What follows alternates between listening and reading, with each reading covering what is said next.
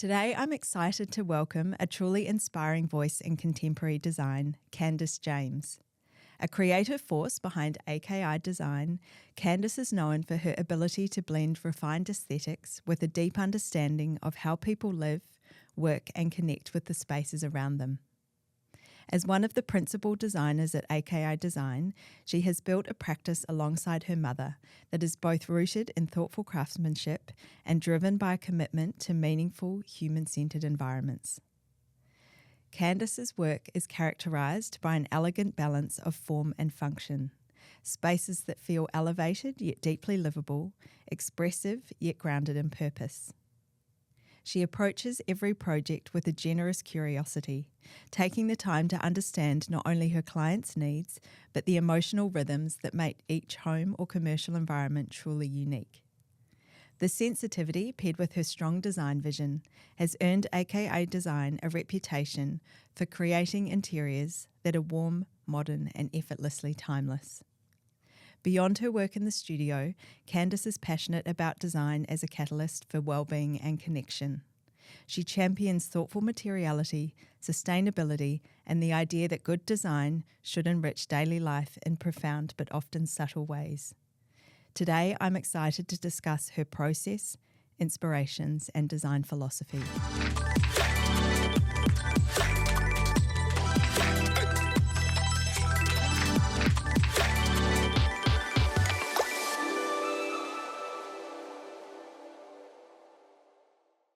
Candyce, welcome to Her Design, Her Story. Thank you so much for joining us today from London. It's very exciting to have you on. Thank you for having me. It's a pleasure. You have had a really interesting and varied lead up to where you're placed at the minute in London, working with your mother and your sister in AKI Design, which we'll touch on shortly. But before we talk around your sort of current career, I was really interested to know what the start of your journey was like when you finished school. Can you talk a little bit about that first study pathway before you sort of landed in interior design? Yeah, well, I had quite an interesting sort of lead up into my career. I really did not know what I wanted to do. I feel like most people are like that when they're in year 12 and you kind of figure Yeah. yourself out a little bit. So it sort of led me into doing visual merchandising when I left school. I loved fashion. I always loved fashion. I wanted to be a fashion stylist, but I also wanted to go to university and do something. So that sort of led me into doing a diploma in visual merchandising at RMIT, which was Yeah. really great. It was super diverse. I sketched, I learned, a lot within that diploma. And then at the same time, I worked as a visual merchandiser as well. So that really gave me, a really broad idea of creatives. Yeah. And kind of gave me a little bit of time to figure out really what I wanted to do and what I wanted to go into. And it wasn't until my mum, she was at university at the time studying interior architecture, and she said, why don't you come across and study with me? So that kind of led me Yeah. to Swinburne, where she was studying as well, and then we both studied interior architecture together.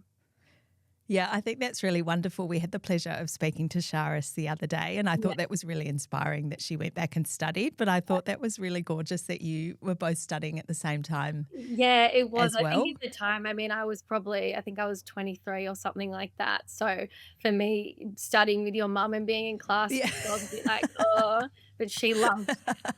And I think looking back now and having my own daughter, I can really appreciate that time we spent together. It's really special. Yeah, no, that's really exciting.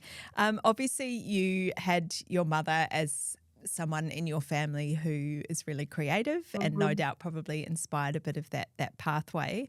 Are there any other people around you when you were growing up that you felt might have influenced your pathway into design? Yeah, definitely. I think, we've got a very creative family.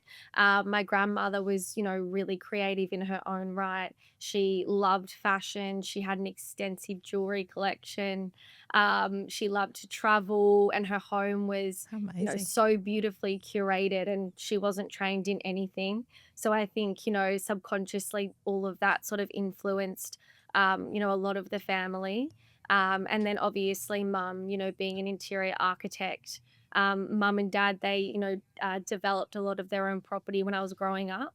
So, Yeah. I was kind of exposed to building sites and um, exposed to the whole process. And I lived in, beautiful homes and was surrounded by design all of the time. So I think that definitely really influenced, my love and passion for design and interiors. Yeah. Oh, that's amazing. Yeah, I Yeah. often find it's that having people around you that really give importance to design and value in it that helps sort of inspire, I guess, that creative pathway, Yeah, definitely. And I which is think when really you're interesting. younger, you're so influential and you absorb everything without maybe knowing Yeah. at the time. And I think as I've gotten older, I've really kind of drawn back on some of those memories and those moments. And they really did have a huge impact and influence. Yeah. Oh, no, that's wonderful. So, Yeah. on completing your studies, I know Charis moved into her own business quite soon after graduating, Yeah. but you had a couple of amazing experiences working for some really leading designers. Can you talk a little bit about these roles when you graduated and what the experiences were like for you? Yeah, of course. So when I was studying, I was in my sort of final honours year. And it was really, really important to me to go and get industry experience before I finished. I knew how difficult it was to get a job in the Yeah. industry, and I'd been told that. And yeah, I wanted to sort of get a head start on things. And I was very specific about who I went to. So I ended up getting um, a student role at Min Design. So I worked there for about the year of my honours degree. Yeah. And then once I finished that, they offered me a graduate role. So I was Oh, really amazing. excited and happy about that because, I really appreciated the design that they did. It was very high end residential, sort of exactly what I wanted to, learn and get my training in. So I was really kind of grateful for that experience.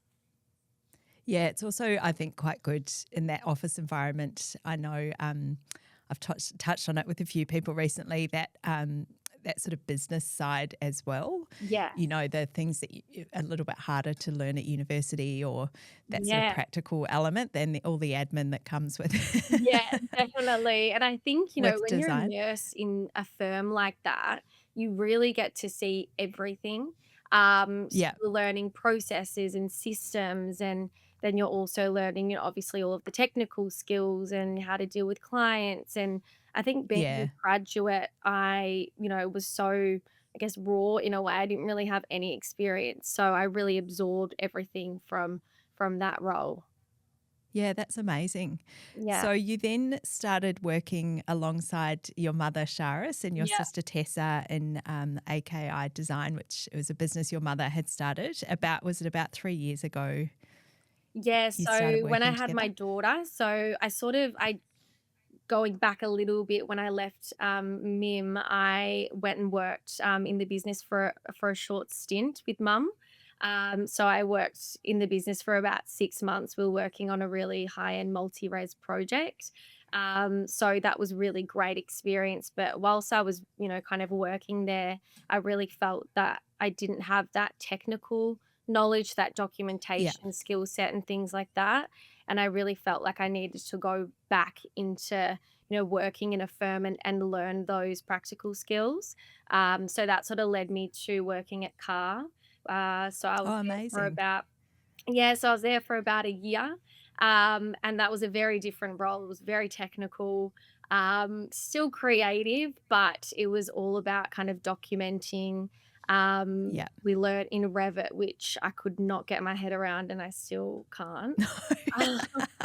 Not my forte either. No, I was like, I'm trained in CAD. I just couldn't get my head around Revit. But Yeah. I learned so many technical skills there that I was able to then carry into what I'm doing today. So, and then I had my beautiful daughter about 3 years ago. So I then decided to kind of go into the business, and it really felt like the right time to do something like that.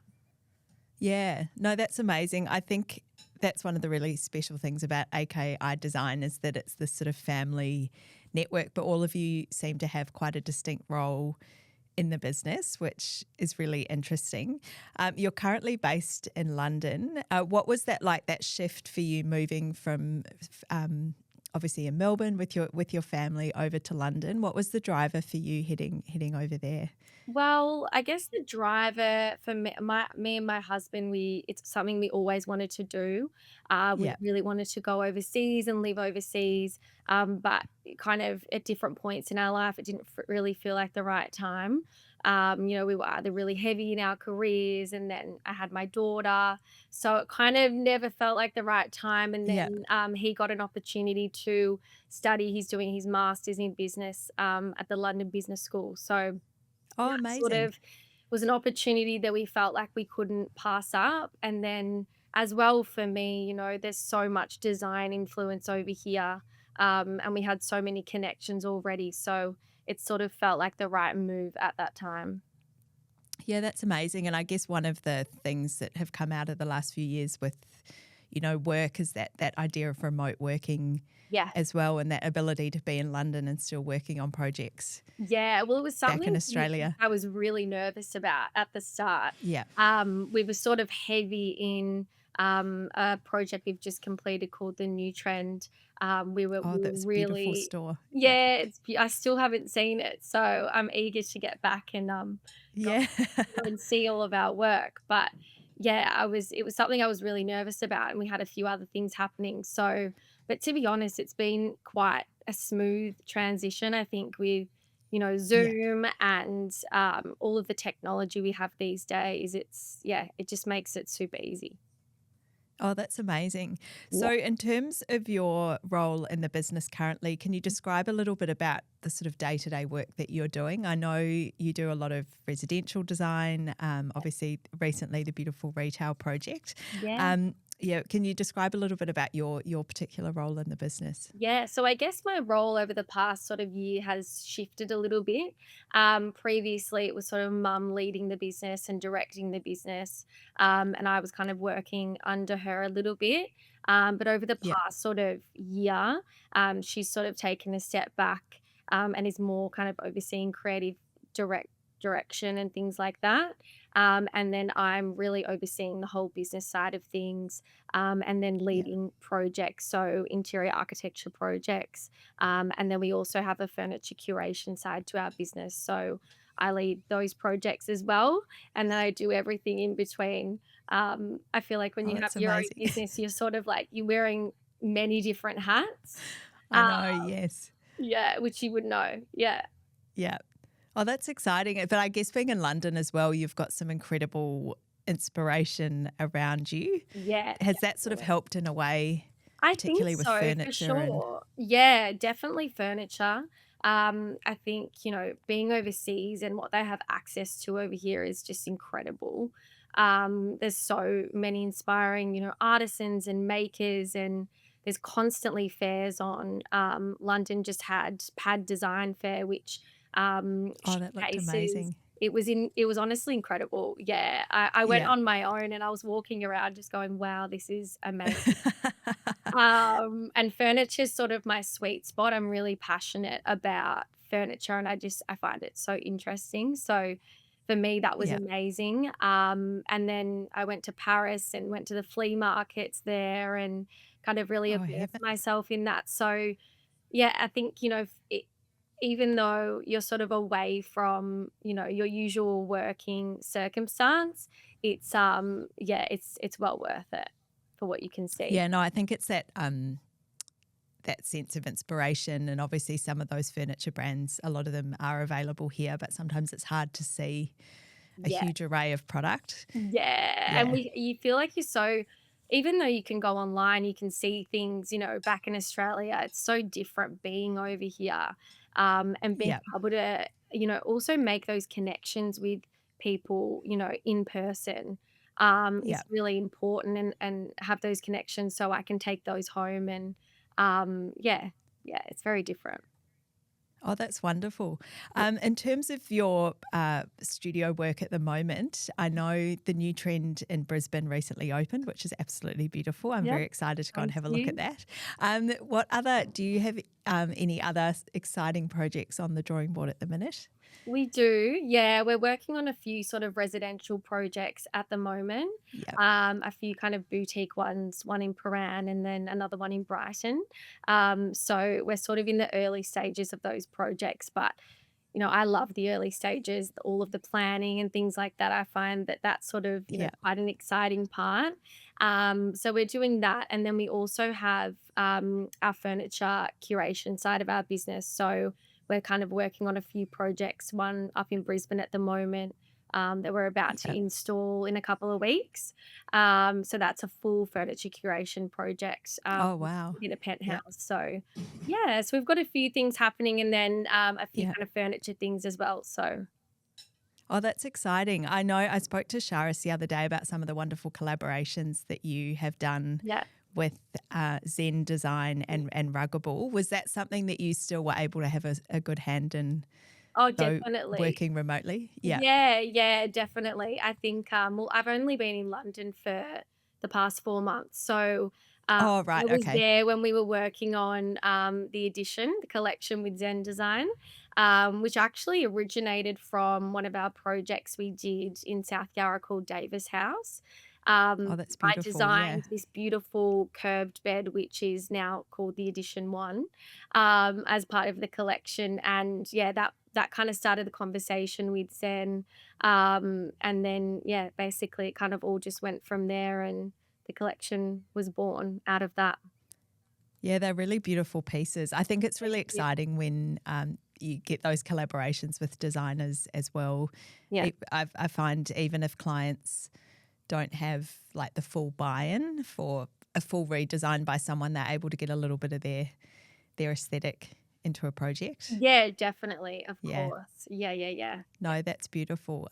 One of the other collaborations we touched on was the rug collection Yeah. in collaboration with the local project in Ruggable. Yeah. Can you talk? I was really interested to know how you sort of get the inspiration for pulling something like that together. Well, Ruggable sort of yeah, Ruggable came about pretty quickly. Yeah. Charis, whose mum, she yeah, she does all of the kind of creative side of things because she's amazing at that. So it was really her that sort of drew from a lot of European inspiration, and she was sketching and doing watercolor and things like that. So the collection really Oh, derived from beautiful. that.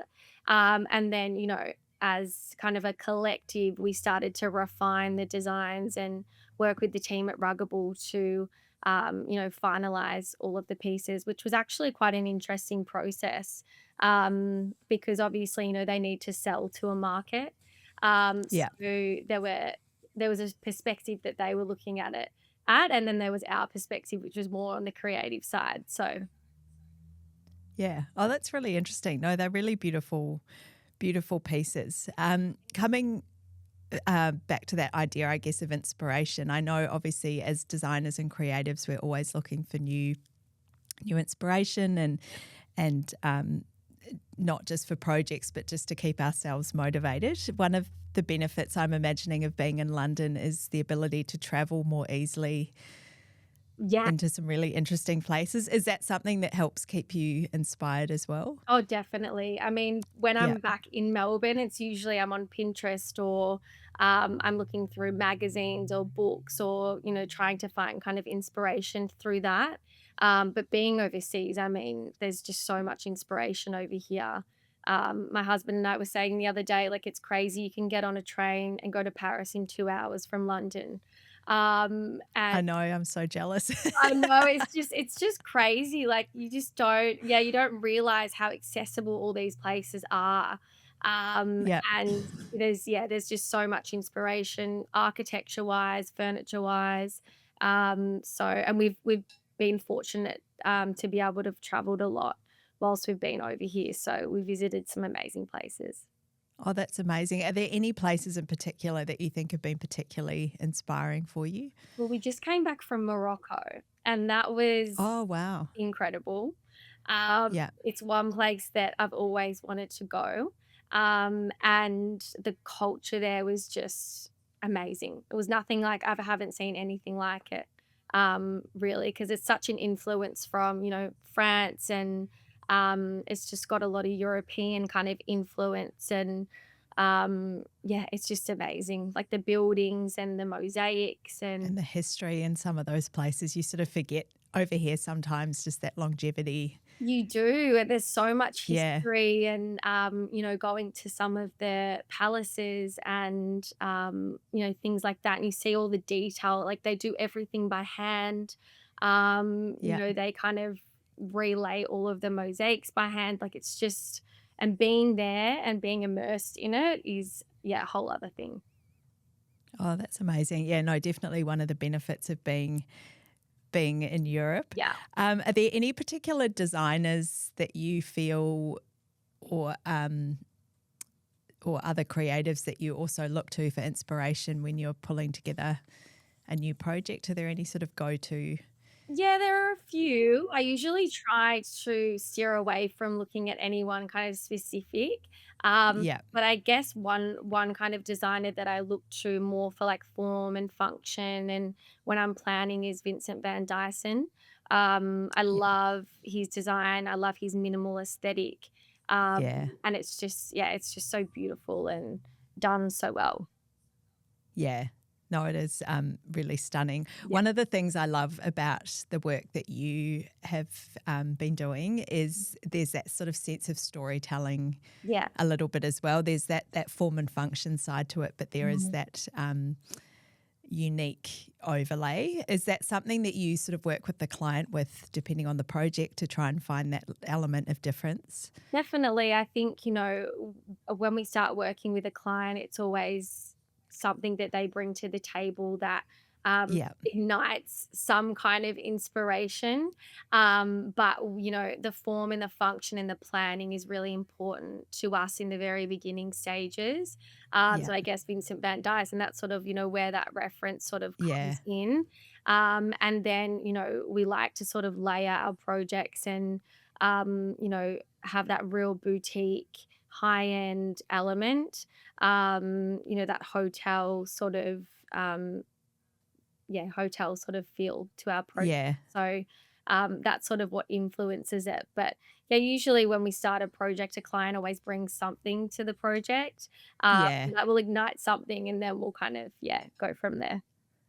No, that's really, really exciting. Yeah. Obviously, alongside your work and having moved to London, Yeah. we touched on your gorgeous daughter who's now 3. Yes. Can you describe a little bit about obviously that structure's probably shifted having been in Melbourne with a bit more maybe family support. Yeah. Can you describe a little bit about that balance for you Yeah, well, I of guess like work I and was family? saying, there's really kind of no balance when Yeah, you're working and have a family at the same time. I think when I was in Melbourne, I'd just gotten to the point where I felt like I had some sort of balance and structure.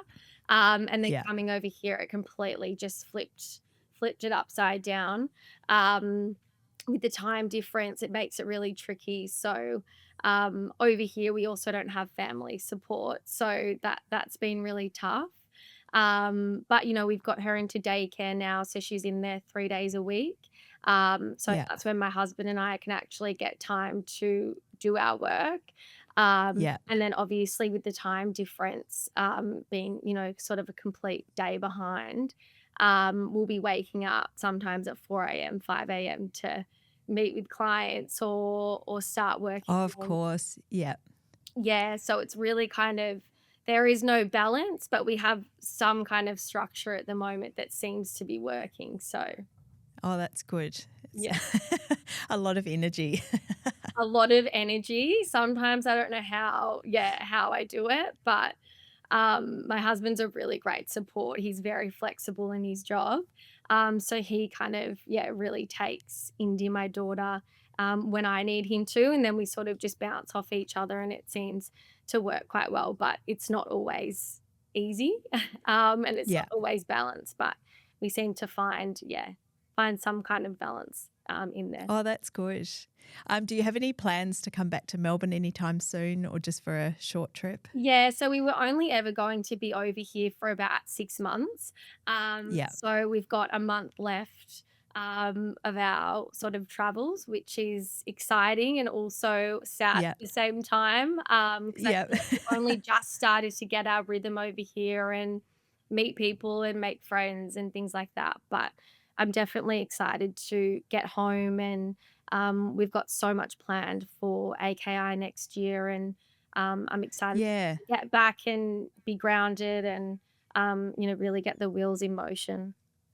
Oh, that's exciting. That I was going to touch on that in terms of moving into next year. Mhm. Are there any sort of key, obviously, adaptability and flexibility have been quite a big thing for you with Charis, with moving and Yeah. just life changes, which I think's really wonderful. And you've still managed to go through and deliver these really beautiful projects. Yeah. Are there any particular shifts or things on the horizon for AKI next year with you coming back I mean, we're to always Melbourne? planning things. I think as being a Yeah. small business, you have the ability to be able to be really adaptable and be able to do Yeah. many different things. So we've got a few things planned for next year. Obviously, we've got a few residential projects that will sort of kickstart at the beginning of Yeah. next year, and then we're working on a small kind of furniture collection, which we're sort of excited to bring to Oh, market, that's exciting. which will Yeah. purely be AKI. So we're sort of, working on that. And we've also got the furniture side of the business. So really trying to, really trying to kind of push that side of things next year for us. Because this year was really for us about putting our heads down and really focusing on what we wanted within the business, and Yeah. really being intentional with what we took on. So yeah, next year we're kind of excited to really push the business forward and see where it goes. And I guess you'd be coming back to Melbourne with a whole new spectrum of contacts and Oh yeah, definitely, definitely. Yeah. furniture. Yeah. Well, Yeah. I mean, being over here, we also we made a really great connection over here with a founder called Holly Scarscella. So she is starting an online platform for leading UK interior designers. So it's called Oh, Glasshouse. wow. Yeah. Even though we're not a UK interior designer, she has asked us to be on their platform. So essentially, Oh, wonderful. yeah, which is really exciting for us. Essentially, it's really high level room schemes that people can go online and they're downloadable. Yeah. And it sounds interesting, but it is quite high end. It's quite similar to the Expert, Yeah. which is based in the US, but it's more for downloadable links and things like that. So we are working on that at the moment, and that will sort of come to fruition in Feb next year, I think it is. So Oh, that's exciting. So certainly a lot of interesting things ahead for you. yeah, definitely. Yeah, I wanted to make my time here worthwhile. So it's definitely exciting. Yeah. Yeah. Oh, that's amazing. Yeah. And also that I guess, when you test out something new, like moving overseas, Mhm. that surety that it's all worked and, Yeah. that adaptability can be a real positive for Yeah. a Well, business as definitely well. positive. Yeah. Yeah. Yeah. Oh, that's exciting. Yeah. Before we wrap, I wanted to ask you some quick questions in her edit. Yeah. I know we've touched on a couple of these, but we'll see how we go. Mhm. I was wondering if you could remember your first design related purchase. It wasn't a purchase, but it was a gift. So Yeah. and it was a small gift, but it was the Glass Italia Ultima glasses. I don't know if you've Oh, heard of yes, them, yes, but yes. they're quite interesting. They've got drips on the bottom of them, and yeah, that was my Yeah, first sort beautiful. of specific design related purchase or gift, I guess. Yeah, that's Yeah, an excellent gift. yeah, it was a good gift. Yeah. Yeah. I know, obviously, particularly if you are looking at furniture and objects and things all the time, Mhm. there are probably a few, but Yeah. is there any particular item that you're currently coveting? There's a lot. yourself. I feel like being Yeah. an interior designer, you're constantly looking at everything and wanting Yes. everything. I guess something specific is probably maybe a USM sideboard or a Oh, yeah, Utrecht beautiful. armchair, something Yeah. classic and timeless. Yeah. Yeah. No, they're always a good purchase. Yes. Um, we've obviously touched on travel, but are there any key places you want to get to before you head back to Australia? Yeah, I feel like I've been to so many places. I don't know where else I could go. I feel lucky enough to have we've been to Paris, Morocco. Where else did we go? Oh, we've just been everywhere. One place I would like to go to is probably Copenhagen. Um, Oh, yes. haven't been there, and I feel like that would be really cool for design. Yeah, the 3 days, is it 3 days Copenhagen? Their design Yeah. fair looked really interesting. Yeah, I've heard that's amazing. So, yeah, if I Yeah, can get to that at some point, that would be awesome. yeah, yeah. Uh, any design faux pas you secretly love or love to hate? Definitely curtains that are kissing the floor. I hate curtains that are That's so touching. funny. I was speaking to someone the other day and they said the same. Okay, I cannot stand it, and I feel like it's definitely mum's influence coming through. Because we always have a drape on our curtains, probably like 50 mil or something like that. So yeah, I hate kissing the floor, and a rug that's too small for the room. Yes. Yeah, Yeah. it's the worst. That's always a funny one. But no, the curtains are quite funny. I was with a client the other day doing a walkthrough with the curtain Yeah. supplier, and they were sort of looking at us like, why are you spending so much time worrying about the drop? But I said, if it's wrong, you'll really notice. It's like an eyesore. You do. It's like it's a full eyesore and it ruins the whole room. So definitely that. Yeah. Yeah. Favorite creative icon, living or legend? Oh, I found this one difficult. And I know Mum will probably say this, but Kelly Wersler, she's Yeah. just a legend. Yeah, I feel like she's a female, obviously, Yeah. and so amazing at what she does, and is just a true icon. And I love that she sort of doesn't work by rules. Yeah. Sort of, I feel like a lot of it's just her natural instinct and Yeah, which is so incredible because that's something that you can't teach. That's something that no. has. And so I feel like that's a real talent in itself. And she's lived a real life Oh, before yeah. she fell into design. Yeah, which I Yeah. think's really wonderful. So interesting, yeah. Can you describe your aesthetic in 3 words or your take on AKI's aesthetic? Well, I guess my aesthetic is quite minimal, Yeah. but also tailored and bespoke, I would say, which is definitely AKI's aesthetic. A lot of our projects are very bespoke. We like to work with artisans and makers and things like that. So that kind of element comes through. Yeah. Yeah. Yeah. The last question, if your style was a celebrity, who would it be? I had 2 people for this. Yeah. I think Carolyn Bessette Kennedy is definitely one. Oh, yes. I feel like she's just so classic and chic, and Yeah. her style was just incredible. So definitely her, but also Rosie Huntington-Whiteley. I love her style. Yes. No, both gorgeous. Yeah. Very sophisticated. Sophisticated, Yeah, I chic, love and it. minimal. Yeah. Thank you so much for your time today, Candice, especially joining us from London. Yeah, It's been no, wonderful thank to you for speak to having you. me. All the best with the travels back to Australia. Thank you. Thank you so much.